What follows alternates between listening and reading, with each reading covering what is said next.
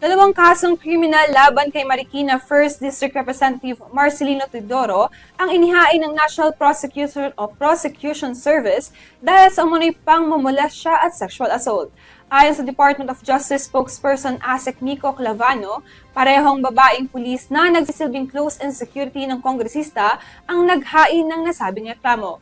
Sa ilalim ng Department Circular No. 20, dadaan muna ang kaso sa case build-up at legal evaluation para masuri ang ebidensya bago ang anumang preliminary investigations. Hindi naman tinukoy ang pagkakakilanlan ng mga complainant para sa kanilang seguridad, ngunit kinumpirma ni Marikina City Police na nailipat na sila sa Camp Crame. Marinimang itinanggi ni Teodoro ang mga paratang at iginiit na ito'y walang basihan at politically motivated para sirain ang kanyang pangalan. Samantala, kinumpirma ng PNP Women and Children Protection Center na nakikipag-ugnayan na sila sa CIDG hinggil sa kaso at handang magsampa ng karagdagang reklamo kung kinakailangan.